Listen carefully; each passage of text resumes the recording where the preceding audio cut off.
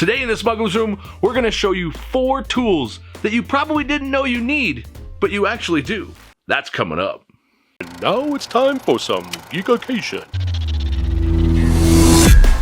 What's up, you awesome geeks? I'm Brian, this is the Smuggler's Room, and today we're going to cover 4 tools that you probably didn't know you need, but you do. And it all starts with a center punch.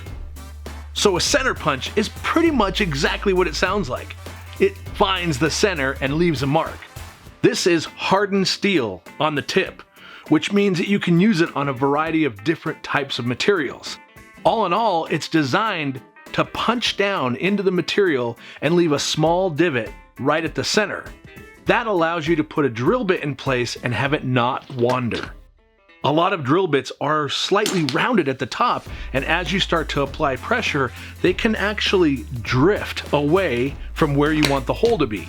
So putting a center punch in your spot first will help give you that little extra nub that you need to make sure that the hole ends up where you want it to be.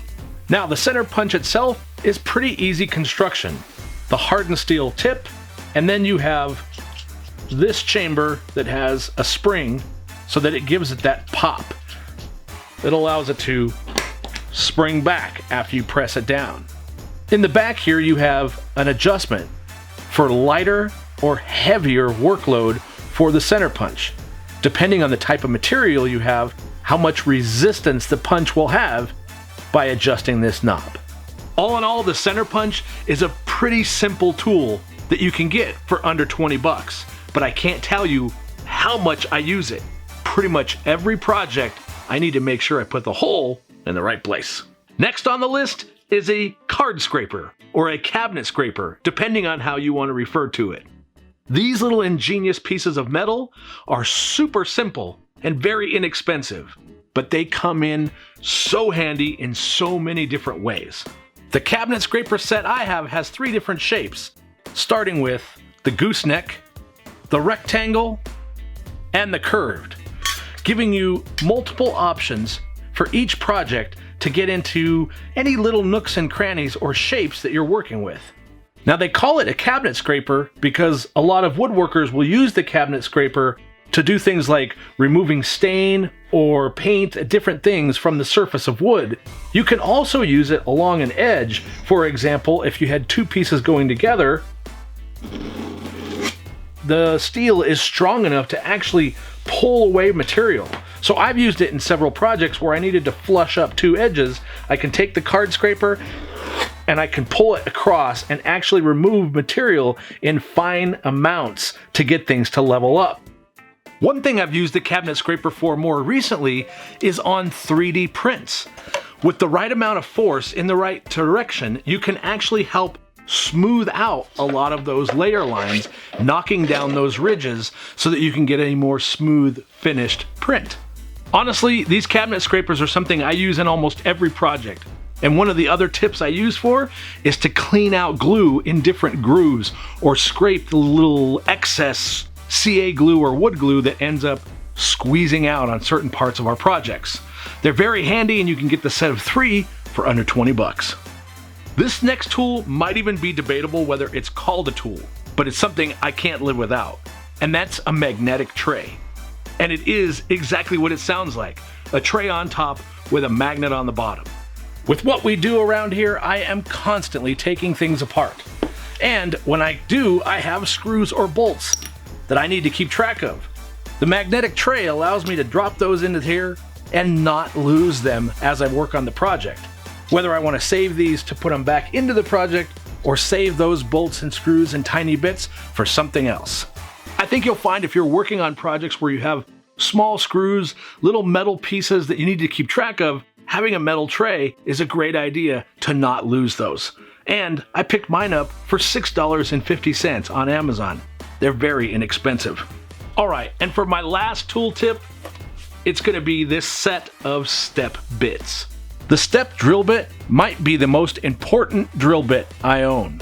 What makes them so special and unique are these steps along the shaft of the actual drill bit that increase in diameter depending on which drill bit you're using. What makes this work so well is the way it removes the material from whatever you're drilling in. Let's see a couple of examples. Now, I like to work with PVC on a lot of our projects, and oftentimes I want to remove material, drill a hole in place in the PVC. So let's start with something like a paddle bit and see what that does.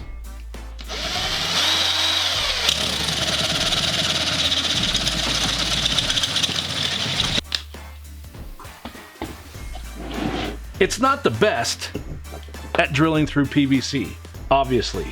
The way it cuts into the material and the way it removes it, a paddle bit obviously isn't the right choice.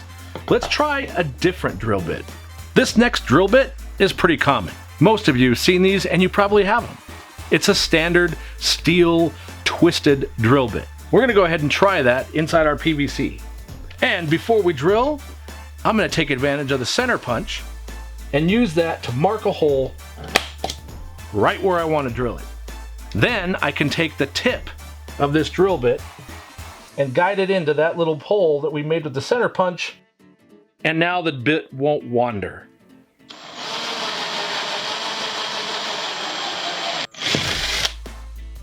Bad. That's a decent looking hole. The challenge is, for me, if I want that hole to be bigger, I either need a bigger twisted drill bit, or I need to use another bit that I can widen that hole. And we've already seen what the paddle bit does. The step bit solves this problem. Let's try that. Once again, we'll use our center punch to mark our hole, and then we'll take our step bit. Now, I already have roughly the same size hole, and if I was being more careful, I could make it pretty exact. You can see on this hole, we've got a little bit of chewing on the outside edge. I can feel a little bit of a ridge. And on our step bit hole, it's super smooth, and there's actually a little stepped notch that you can see. This happens because of the way the drill bits themselves remove material from the object you're cutting. You can see here the big chamfer we have inside this drill bit. And when you use a twisted drill bit, it's pulling it up through the twist and removing it. Now, often what I will do is I'll actually start a hole with my twisted drill bit and then use the step bit to enlarge it to the size I want.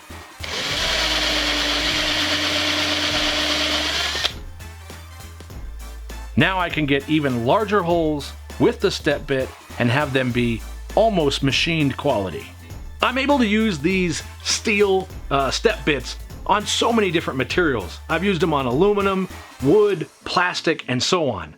They come in really handy, and they come in a variety of sizes. You can buy these individually, and you can buy them as a kit. The kit that I have here that has this arrangement is just over $21 on Amazon. And I've seen them in the big box stores like Lowe's and Home Depot at a very similar price. A kit like this will give you a lot of variation in sizes for a lot of different projects you're working on.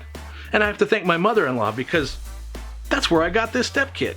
These are just a few of the tools that I use every week on projects. Tools that I thought would come in handy and that you would find useful in your projects. At the end of the day, we just want to provide you with as much information on tools, techniques, materials, and tips so that you can take your projects and build something out of nothing.